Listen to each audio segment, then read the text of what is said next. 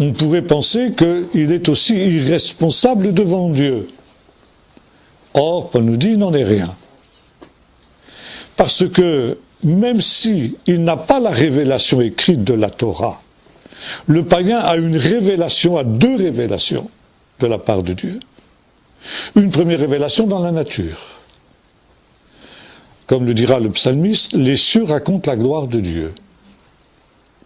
Par conséquent, dit l'apôtre Paul, n'ayant pas glorifié le Seigneur comme Dieu, ils sont inexcusables.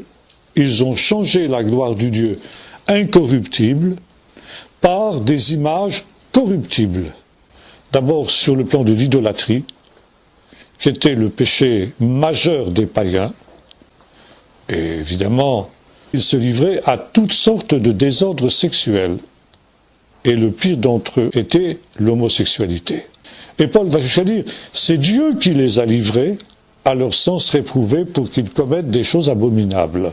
Par exemple, dans le récit du déluge, où le péché des hommes du déluge est double. La terre était remplie de violence, c'est très intéressant, entre parenthèses, violence en hébreu se dit Hamas. Et la terre était remplie du Hamas, on pourrait traduire. Le deuxième péché de la génération de Noé, c'est que toute chair avait corrompu sa voix. C'est un euphémisme pour déclarer que toute chair avait abandonné sa conduite sexuelle normale. Ça veut dire que toute chair s'était livrée à l'homosexualité.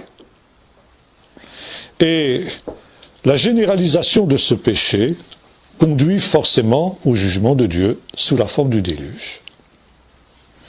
Nous retrouvons cette même idée dans le récit de Sodome, où le jugement de Dieu devient inévitable malgré l'intercession d'Abraham en faveur de Sodome, à partir du moment où toute la ville, du plus petit jusqu'au plus grand, nous est-il dit, se rassemble pour violer les anges.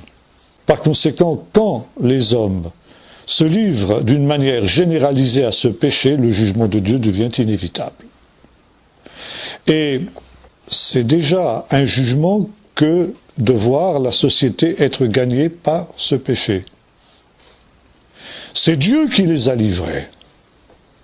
Pour que la justice du jugement de Dieu qui va les atteindre apparaisse dans toute son étendue. Et que Dieu ne puisse pas être mis en accusation d'injustice, de dureté vis-à-vis de ces gens-là.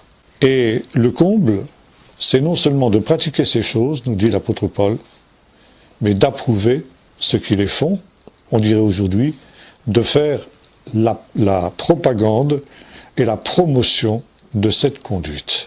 Toute allusion à des événements récents serait évidemment une pure coïncidence. Bien.